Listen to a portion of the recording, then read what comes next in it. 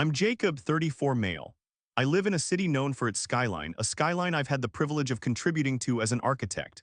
My life was structured, precise, and built on a foundation of logic and reason, much like the buildings I design. That foundation was shattered by the one person I should have been able to trust implicitly, my sister's husband, who tried to tear my life down brick by painful brick. Before this story unfolds, I'd love to connect with you. Please let me know in the comments where you're watching from and what time it is in your corner of the world. It's amazing to see how far these stories can travel. My sister Olivia has always been the soft-spoken anchor of our family. While I built things with steel and glass, she built futures in the minds of second graders. She was kind, patient, and saw the good in everyone, a trait that in hindsight became her greatest vulnerability. When she met Damien, I was cautiously optimistic. He was a corporate sales director, a man who wore confidence like a well-tailored suit. He was charming, articulate, and seemed to adore Olivia, which was all I initially cared about.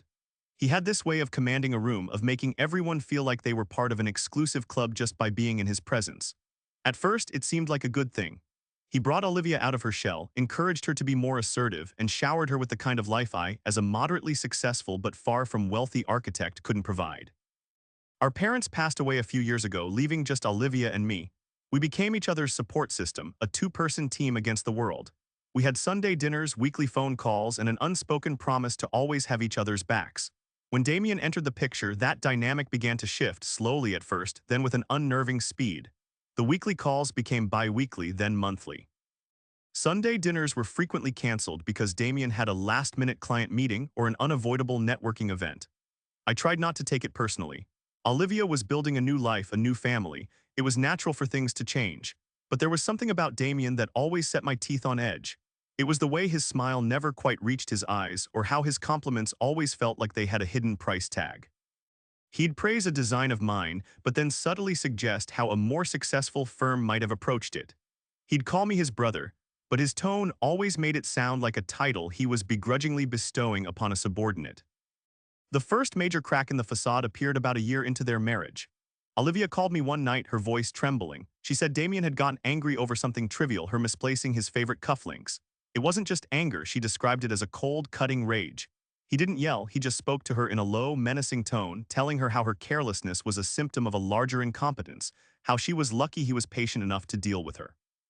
By the time I got to their house, Olivia was composed and Damien was the picture of contrition. He apologized profusely, told me he'd been under immense pressure at work and that he'd said things he didn't mean. He looked at Olivia with such apparent adoration, stroking her hair and calling her his rock, that I found myself questioning what I'd heard. Olivia, ever the peacemaker, quickly forgave him and urged me to do the same. "He's just stressed, Jacob," she'd said. "He loves me. He would never hurt me." I wanted to believe her, I truly did, but the incident planted a seed of doubt that I couldn't shake. I started paying closer attention. I noticed how Damien would subtly control conversations, steering them away from topics he didn't approve of. If Olivia started talking about a problem at her school, he would gently interrupt, saying, "Let's not bore Jacob with work talk, honey," before launching into a monologue about his latest multi-million-dollar deal. He began to isolate her from her friends, suggesting they were a bad influence or not on their level. Her lifelong best friend, a woman I'd known since we were kids, was gradually phased out after Damien labeled her as jealous of their success. My own relationship with Olivia became strained. Every time I tried to see her alone, Damien would conveniently have a reason to be there. A simple coffee date would turn into him showing up by surprise to join us. A phone call would be put on speaker so Damien can say hi. He was an expert at making his control look like care. He managed their finances, arguing that as a teacher, Olivia shouldn't have to worry about such complex things. He chose her clothes for important events, claiming he just wanted her to look her best. He even started filtering her calls, telling her he was just screening out negativity. Each action on its own could be explained away as the behavior of an oaf. RLY attentive husband, but together they painted a chilling portrait of a man methodically dismantling my sister's independence. I tried to talk to her about it gently at first. I'd ask if she was happy, if she felt like she could still be herself. She would always insist that everything was perfect. "You just don't know him like I do, Jacob," she would say, a hint of defensiveness in her voice. "He protects me, he takes care of everything." The tension finally boiled over a few months before everything imploded. It was her birthday and I had planned a surprise get-together with a few of her old friends, the ones Damien hadn't managed to alienate completely. I had cleared it with her, telling her I was taking her out for a quiet dinner, just the two of us. When I arrived at their house, Damien met me at the door. He was smiling that cold, polished smile of his. Change of plans, buddy, he said, clapping me on the shoulder. I'm whisking my beautiful wife away for a romantic weekend, a much better gift than whatever you had in mind, I'm sure. Olivia stood behind him looking apologetic but helpless. I could see the disappointment in her eyes. I confronted him right there in the doorway, keeping my voice low so Olivia wouldn't hear the raw anger. What are you doing, Damien? You can't keep doing this. You're isolating her from everyone who cares about her. His demeanor shifted instantly. The charming facade dropped, and for a second I saw the man Olivia had described on the phone all those months ago. His eyes went flat and hard. You need to back off, Jacob, he hissed. You're her brother, not her keeper. She is my wife, and I know what's best for her. Your constant interference is a problem, and if you don't stop, I will make it a problem for you. He then straightened his tie, the smile returning as if he'd just flipped a switch. He turned to Olivia, his voice dripping with affection again. Ready to go, my love? She gave me one last, fleeting look of regret before he led her away. That was the last time I spoke to her for nearly 2 months. My calls went unanswered. My texts were ignored. I was being systematically cut out of her life, and I felt utterly powerless to stop it. I knew Damien was behind it, but I had no proof, no way to get through to my sister. The calm was over. A storm was gathering, and I was standing directly in its path, completely unaware of how devastating it would be. The silence from Olivia was deafening. 2 months of unanswered calls and unread texts felt like an eternity. Every attempt to connect was met with a digital wall, and I knew Damien was the architect of my exile. I swung between white-hot anger and a deep, gnawing anxiety for my sister's well-being. I considered driving over to their house, forcing a confrontation, but Damien's threat echoed in my mind. I will make it a problem for you. I didn't know what he was capable of, but I knew he was cunning and vindictive. A public scene might only make things worse for Olivia, giving him more ammunition to paint me as unstable and further justify his control. So I waited, hoping for a sign, any indication that my sister was okay. The sign came, but it wasn't the one I was hoping for. It arrived on a Tuesday afternoon, a day that had until that point been utterly unremarkable. I was in the middle of a critical presentation at my firm. We were pitching a major urban development project, the kind of career-defining opportunity that architects dream of. The conference room was filled with the city's top developers, my firm's partners, and my entire design team. I was at the podium, walking them through the 3D model projected on the screen behind me, feeling the familiar rush of confidence that comes from being completely in my element. My designs were my sanctuary, a world of order and logic that I controlled. That sense of control was shattered when the door to the conference room opened. A man in a cheap suit, looking utterly out of place amongst the tailored executives, stepped inside. He held a thick manila envelope and scanned the room with an air of detached officialdom. My boss shot him an irritated look. "Excuse me, this is a private meeting," he said, his voice sharp. The man ignored him, his eyes landing on me. "Are you Jacob Miller?" he asked, his voice loud enough to command the attention of everyone present. A murmur rippled through the room. All eyes shifted from the architectural model to me. I felt a hot flush creep up my neck. "Yes," I managed to say, my throat suddenly dry. "I am." He walked directly toward the podium, his footsteps echoing in the now silent room. He didn't say another word. He simply placed the envelope on the lectern in front of me with a thud that felt like a gavel strike. "You've been served," he said, then turned and walked out, closing the door behind him. The silence he left in his wake was thick with confusion and suspicion. 40 pairs of eyes stared at me, waiting. Or an explanation I didn't have. My mind raced. Was it a lawsuit against the firm? A disgruntled former client? I fumbled with the envelope, my hands trembling slightly as I tore it open. Inside was a stack of legal documents held together by a large clip. The words at the top of the first page leaped out at me, bold and undeniable: temporary restraining order. My blood ran cold. I scanned the document, my heart pounding against my ribs. The petitioner, Damien Hayes; the respondent, Jacob Miller; the protected party, Olivia Hayes. I couldn't breathe. The text was a blur of legal jargon, but I caught phrases that felt like physical blows. Harassment and intimidation. History of aggressive behavior. Poses a significant threat to the safety and well-being of my wife. It was a work of fiction, a grotesque caricature of me painted by a master manipulator. Damien was accusing me of stalking my own sister. He cited my unanswered calls and texts as obsessive harassment. He twisted my concern into a narrative of instability. He even fabricated an incident, describing my appearance at their home on Olivia's birthday as a threatening and unsolicited confrontation, where I had supposedly screamed at him and tried to force my way into the house. The humiliation was a physical force pressing down on me. I stood there, frozen in front of my bosses, my colleagues, and our most important potential clients, holding a legal document that branded me as a dangerous and unstable man. I could feel their judgment, their whispers, their reevaluation of the person they thought I was. The project, my career, all of it seemed to evaporate in that single horrific moment. My boss, a man who had been my mentor for years, looked at me not with sympathy but with a cold, calculating disappointment. He walked over, took the papers from my hand without a word and glanced at them. His expression hardened. "Collins," he said to my junior partner, "take over the presentation." He then looked at me, his voice low and firm. "My office, now." The walk from the conference room to his office was the longest walk of my life. I felt like a condemned man, stripped of his dignity and paraded through the town square. I could feel the stares of my coworkers boring into my back. In his office, he didn't ask for my side of the story. He didn't offer support. He was a businessman, and I had become a liability. "I don't know what this is about, Jacob," he began, tossing the papers onto his desk. "And frankly, I don't care. What I care about is the fact that you just brought this circus into a multi-million-dollar pitch. We have a reputation to maintain. This firm cannot be associated with this kind of personal drama." He told me to take a mandatory leave of absence effective immediately. "Sort out your personal life," he said dismissively. "When this is resolved, we can discuss your future here." I knew what that meant. My future at the firm was over. I stumbled out of the building and onto the street, the city skyline I had helped shape now feeling alien and mocking. The restraining order wasn't just a piece of paper, it was a weapon. Damien hadn't just cut me off from Olivia, he had attacked my livelihood, my reputation, my very identity. He had engineered my public execution with cold, calculated precision. The order stipulated that I was to have no contact with Olivia and must stay at least 500 yards away from her and her home. He had won. He had successfully branded me as the villain and completely, utterly isolated my sister. I walked for hours aimlessly, the legal papers clutched in my hand. He had used the law itself to legitimize his lies. How could I fight back against that?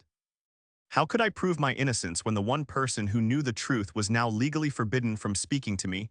I had never felt so defeated, so utterly and completely alone. The humiliation was a raw, open wound, and the architect of my pain was celebrating his victory, holding my sister captive in a prison of his own making. The week that followed was a blur of shame and despair. I was a prisoner in my own apartment, the leave of absence from work feeling less like a break and more like a house arrest. The terms of the restraining order echoed in my mind, a constant reminder of my powerlessness. I couldn't call my sister, I couldn't text her, I couldn't even drive past her neighborhood without risking arrest. Damien had constructed the perfect cage not just for Olivia, but for me as well. My friends called, having heard the rumors that were undoubtedly circulating, but I didn't have the energy to explain the surreal nightmare I was living. How do you tell someone your brother-in-law has weaponized the legal system against you based on a foundation of pure fiction? It sounded insane, the kind of thing that happens in movies, not to a quiet architect in the middle of the city. I spent my days pacing my living room, rereading the affidavit Damien had filed. Each lie was crafted with such malicious detail. He twisted years of brotherly concern into a narrative of obsessive control. He even included dates of my unwanted calls, painting a picture of relentless harassment. He was the hero protecting his fragile wife from her unstable brother. The court had seen these facts, and without my side of the story, had granted the temporary order. A hearing was scheduled in 3 weeks where a judge would decide whether to make the order permanent. 3 weeks to somehow dismantle a fortress of lies without being able to speak to the one person who held the key. It felt like an impossible task. My anger had curdled into a cold, heavy dread. He was going to get away with it. He was going to erase me from Olivia's life for good. My salvation came unexpectedly on a gray, drizzly Thursday afternoon. A courier service I didn't recognize buzzed my apartment. Confused, I let him up. He was a young kid who handed me a small, padded envelope with no return address. The sender field was blank. My name and address were printed on a generic label. My first thought was that it was from Damien, another turn of the screw, perhaps more legal papers. I almost threw it away, but curiosity got the better of me. I opened the envelope. Inside, nestled in the bubble wrap, was a single small black flash drive, nothing else. No note, no explanation. I stared at it for a long time, a strange mix of fear and hope stirring in my chest. This felt different. It was discreet, anonymous. It wasn't Damien's style. He was all about grand, public gestures of humiliation. This was quiet, almost covert. I plugged the flash drive into my laptop, my heart hammering. My computer recognized the device. A single folder appeared on the screen, titled simply, "For Jacob." My breath hitched. I clicked it open. The folder contained dozens of audio files, named only by date, stretching back over the last 6 months. The most recent one was from just 2 days ago. With a trembling hand, I double-clicked the first file. A voice filled my speakers, Damien's voice. It was smooth, conversational, the same charming tone he used at family dinners. Then I heard my sister's voice, quiet and hesitant. The audio quality was imperfect, slightly muffled, as if recorded on a phone hidden in a pocket or a purse. It was a conversation from months ago, shortly after my failed attempt at her birthday party. "I just feel bad," Olivia was saying. "We could have at least called him." "Liv, we've talked about this." Damien's voice was patient, but with a hard edge underneath like steel wrapped in velvet. "Your brother is a negative influence. He's stuck in the past, he resents our success, and he's constantly trying to undermine our marriage. Creating distance is the healthiest thing for you, for us." "He's not undermining us," Olivia protested weakly. "He's just worried about me." "Is he?" Damien's voice turned colder. "Or is he trying to control you? The way he showed up here demanding to see you, that wasn't concern, Olivia. That was a power play. I'm your husband. I am the one who protects you now. You need to let me do that." I clicked on another file dated a month later. The conversation was more heated. "Why can't I answer his calls, Damien?" Olivia asked, her voice stronger this time. "He's my brother. He probably thinks something is wrong." "Something is wrong," Damien snapped, the charm completely gone. "What's wrong is that you still don't see him for what he is. He's manipulative. He wants to keep you small, keep you dependent on him. Every text he sends is a little jab, a little attempt to pull you back into that old life. I won't allow it. For your own good, you are not to contact him. Is that clear?" The file ended abruptly. I felt a chill run down my spine. This wasn't just a controlling husband. This was a calculated campaign of isolation and psychological manipulation. He was systematically brainwashing her. I spent the next several hours listening to the files, piecing together the last 6 months of my sister's life. I heard Damien belittling her job, calling it a cute little hobby. I heard him mocking her friends. I heard him meticulously coaching her on what to say if anyone from her family asked questions. But as I listened, I noticed a subtle shift. In the earlier recordings, Olivia was defensive and confused. In the more recent ones, she was quieter. She wasn't arguing back. She was just listening. She would ask leading questions, simple, innocent-sounding questions that prompted Damien to reveal more and more of his true nature. Then I found it, the recording from 2 days ago, the day after I was served the papers. It was the smoking gun. "I still can't believe you did it." Olivia's voice was flat, devoid of emotion. "It was necessary," Damien said, sounding proud of himself.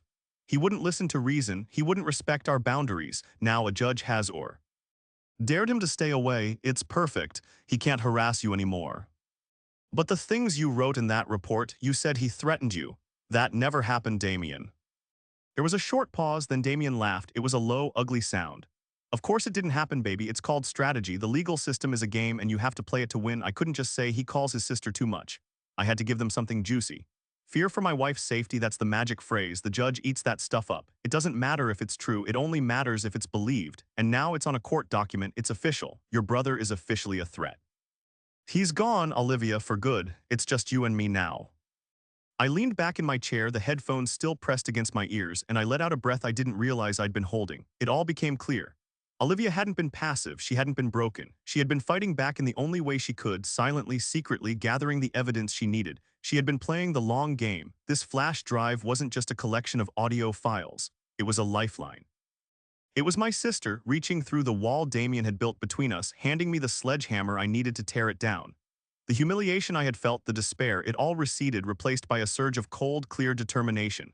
My sister had risked everything to get this to me. She was still in that house with him, pretending to be the subdued wife he wanted, all while plotting his downfall. She had done her part.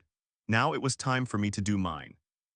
The flash drive felt like a loaded weapon in my hand.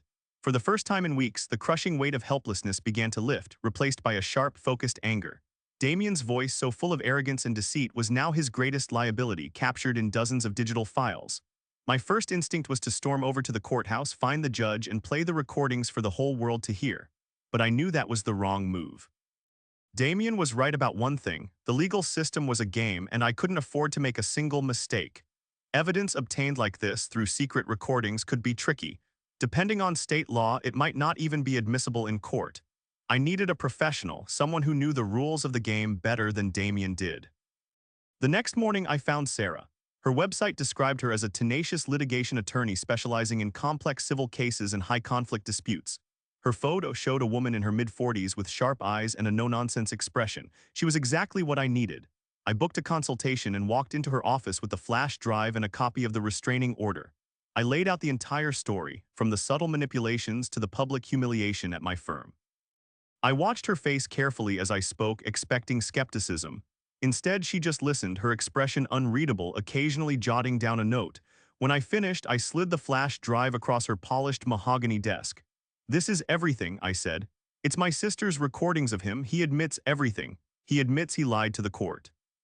Sarah picked up the flash drive, holding it between her thumb and forefinger as if it were a rare artifact.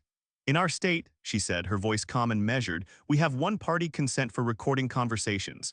As long as your sister was a participant in these conversations, which it sounds like she was, these recordings are legal.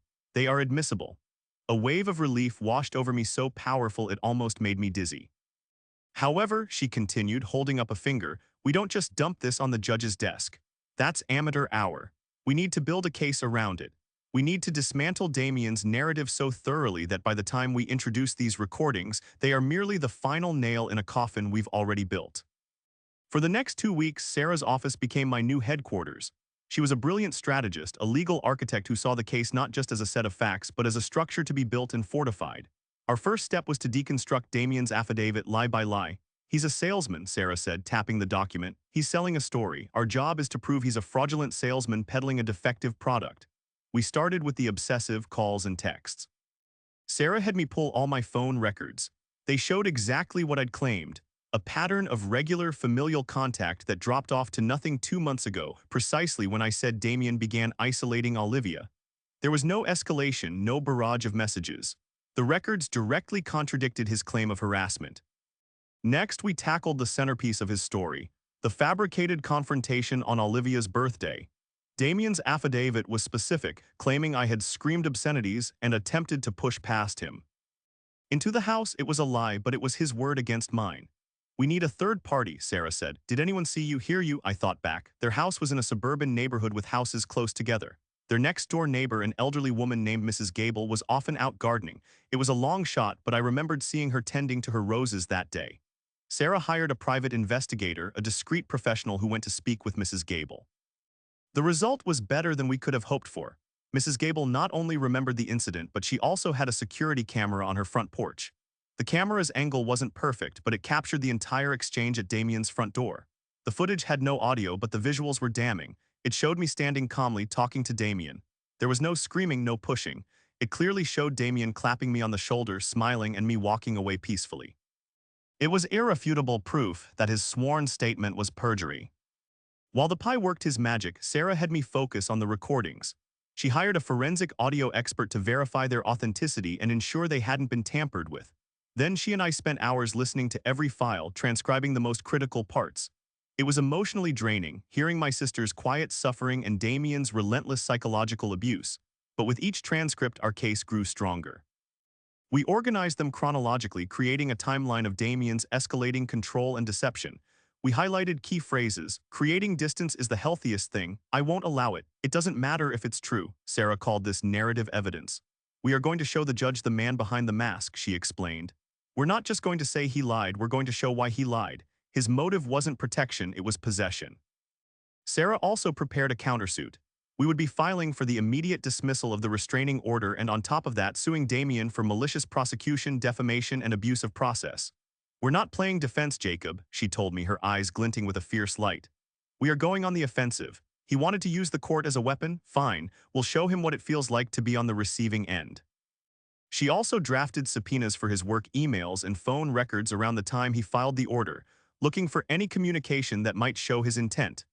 She explained it was unlikely he'd be foolish enough to write down his plan, but the act of subpoenaing him would put him on the back foot, forcing him to react to us. As the hearing date approached, I felt a transformation within myself. The shame that had consumed me was replaced by a cold, hard resolve. I wasn't a victim anymore. I was a key part of a team working methodically to bring the truth to light. Sarah's confidence was infectious. She had taken my chaotic mess of emotions and evidence and forged it into a powerful legal weapon. The flash drive was the core of our case, but it was the meticulous work, the phone records, the video footage, the transcripts, the legal filings that built the fortress around it. We had deconstructed Damien's deceit piece by piece, and we were ready to present the digital truth to the court. The game was no longer his to control. We had changed the rules, and I was finally ready to play. With less than a week until the hearing, our strategy shifted from evidence gathering to preparation for the confrontation itself. Sarah was adamant that we control the narrative from the moment we walked into the courthouse. Damien thinks he's the star of this show, she said during one of our late-night strategy sessions.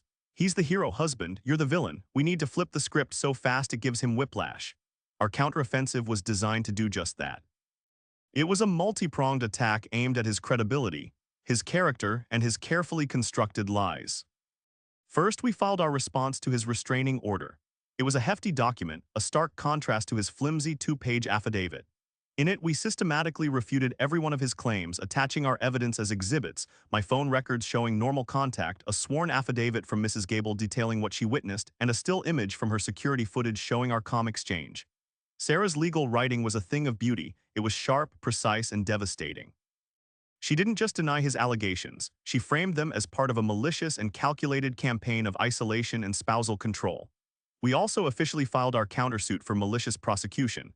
This meant that when Damien and his lawyer received the documents, they wouldn't just be preparing for a simple restraining order hearing, they'd be facing a significant lawsuit. The hunter was now the hunted.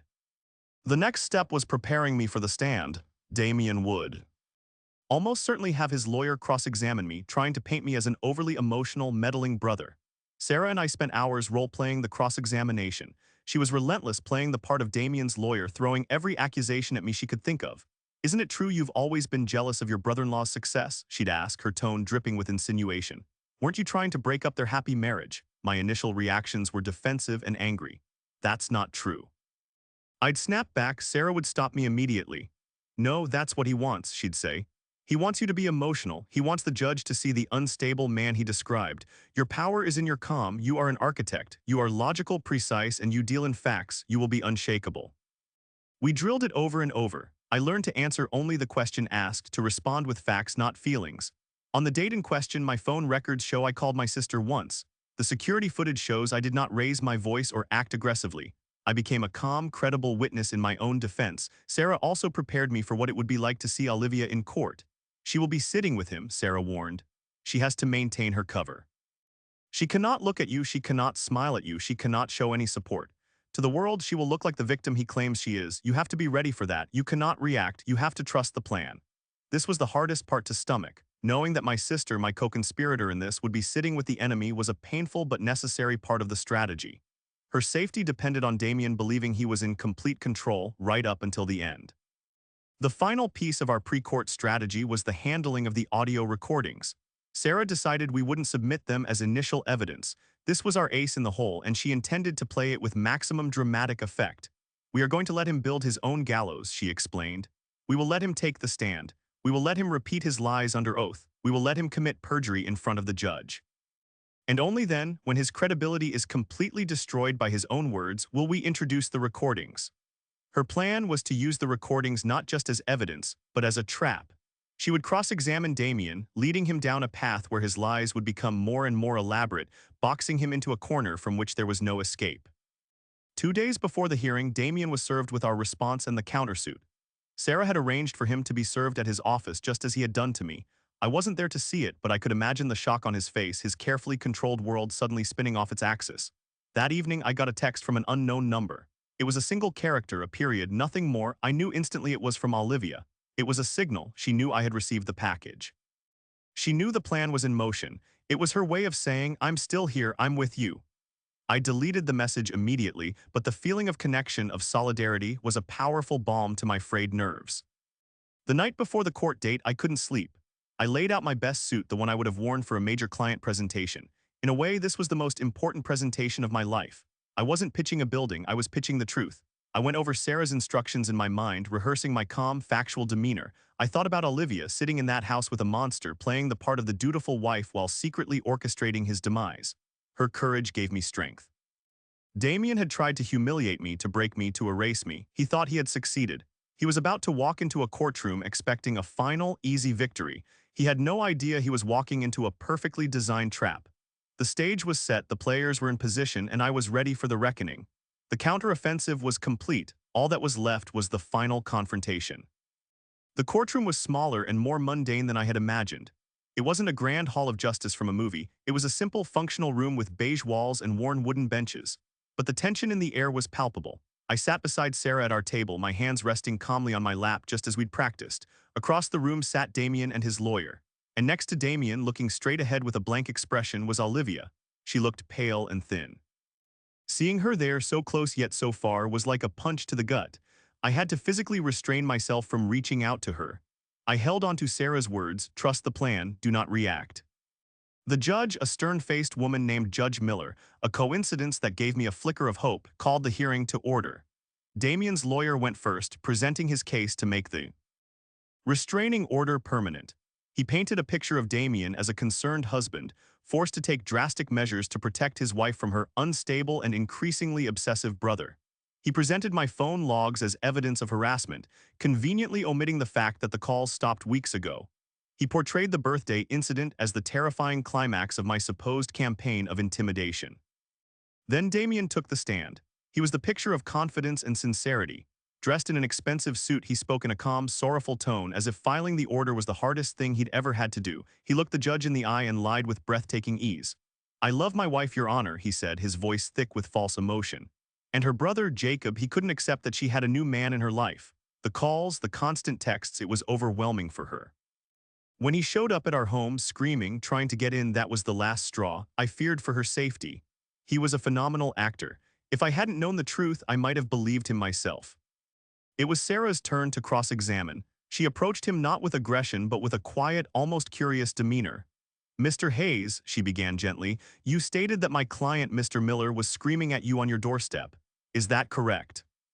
"Yes, that's correct," Damien said firmly. "And you were in fear for your safety and your wife's safety." "Absolutely, I was terrified." Sarah nodded slowly. "Terrified," she repeated. She then presented the security camera still as an exhibit. "This is a photo taken from your neighbor's security camera on the day in question. It shows you and Mr. Miller talking. Could you please point out the part where he is screaming and acting aggressively?" Damien looked at the photo, his composure faltering for the first time. The image clearly showed a calm interaction. "Well, the photo doesn't have sound," he stammered. "You can't see the aggression in a still photo." "I see," Sarah said, letting the answer hang in the air. "Let's move on to the phone calls. You claim he was harassing your wife, but the records show he stopped calling 2 months ago. If he was so obsessed, why would he suddenly stop?" I told him to stop," Damien said, grasping for an explanation. "He finally listened to my warnings." Sarah let him dig his own hole. She questioned him for 20 minutes, calmly poking holes in every part of his story, using our evidence to contradict his testimony. With each question, Damien's answers became more defensive, more convoluted. The charming, concerned husband was disappearing, replaced by an irritable man struggling to keep his lies straight. Then Sarah moved in for the final blow. "Mr. Hayes, you testified under oath that you filed this order because you genuinely feared for your wife's safety. Is that your sworn testimony?" "Yes," Damien said, puffing out his chest, 100%. "You didn't file it as a strategy to isolate your wife from her family." Damien scoffed. "Of course not, that's a ridiculous accusation. And you certainly didn't lie in your sworn affidavit just to give the judge something juicy, because you knew the truth wouldn't be enough to secure the order." A flash of panic crossed Damien's face. The specific phrasing was a direct quote. He knew it, and for the first time he looked genuinely afraid. "I don't know what you're talking about," he said, his voice suddenly weaker. "You don't?" Sarah asked, raising an eyebrow. She turned to the judge. "Your Honor, at this time the defense would like to introduce into evidence a series of audio recordings." A jolt went through the courtroom. Damien's lawyer shot to his feet, objecting loudly, but Sarah was ready. "Your Honor, these are legally obtained, one-party consent recordings. They have been authenticated by a forensic expert. They contain direct evidence that Mr. Hayes has not only lied in his affidavit but has just committed perjury on the stand." The judge looked from Sarah to a now ashen-faced Damien. "Objection overruled," she said. "I'll allow it." Sarah placed a small speaker on the table. The air crackled with anticipation. She didn't play the whole recording. She didn't need to, she just played the one damning clip. Damien's voice, arrogant and self-satisfied, filled the silent courtroom. "Of course it didn't happen, baby. It's called strategy. The legal system is a game. I couldn't just say he calls his sister too much. I had to give them something juicy. Fear for my wife's safety, that's the magic phrase. The judge eats that stuff up. It doesn't matter if it's true, it only matters if it's believed." The recording ended. The silence that followed was absolute. Every eye in the room was on Damien. The color had drained from his face. He looked at his lawyer, who stared back with utter disgust. He looked at the judge, whose face was a mask of cold fury. Finally, he looked at Olivia. And Olivia, for the first time all day, looked back at him. The blank, submissive mask was gone. Her expression was one of pure, unadulterated contempt. In that moment, the entire charade fell apart. The judge didn't need to hear any more. "Mr. Hayes," she said, her voice dangerously quiet. "Is that your voice on the recording?" Damien opened his mouth, but no sound came out. He just sat there, utterly exposed, a fraudulent king on a crumbling throne. The judge's gavel came down with a crash that echoed like a gunshot. "The temporary restraining order is dismissed with prejudice," she declared.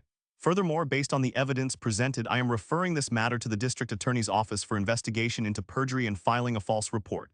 She looked directly at Damien. "You have abused this court, you have wasted its time, and you have committed a serious crime. I suggest you retain a very good criminal defense attorney, sir." The reckoning was complete.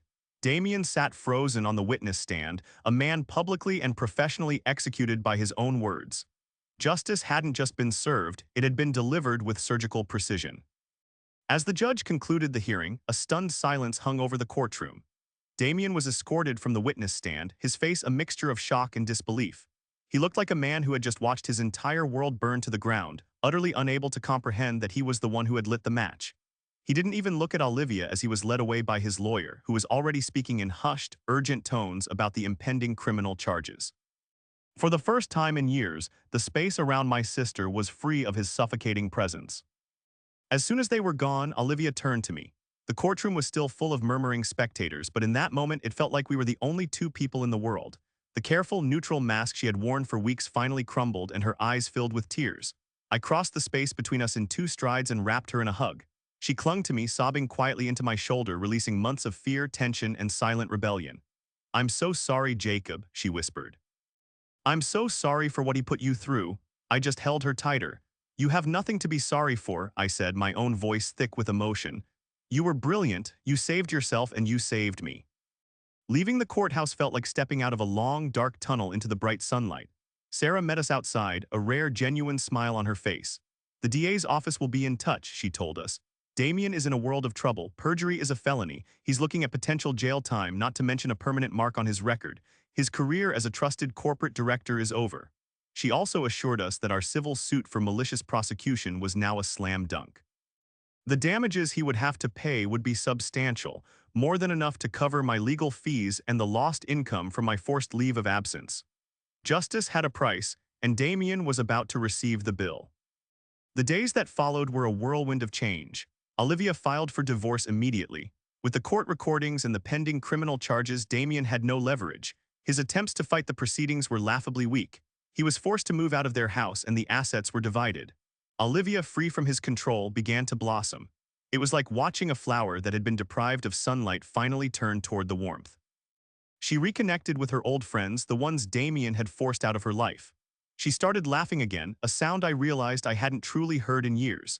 She was still the kind, gentle person I knew, but there was a new strength in her, a core of steel forged in the fire of her ordeal. She had faced a master manipulator and had outsmarted him at his own game. My own life began to recalibrate. The news of Damien's perjury and the dismissal of the restraining order spread quickly. My boss called me personally to apologize. He offered me my job back along with a promotion as a way of making amends for the firm's hasty judgment. I accepted.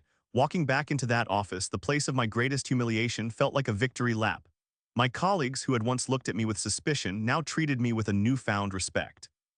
The ordeal had been excruciating, but it had revealed the truth not just about Damien, but about the systems we trust. It showed how easily they can be manipulated, but also how powerfully they can work when presented with undeniable truth. Months later, Olivia and I sat on the porch of her house, now just her house. The legal battles were over.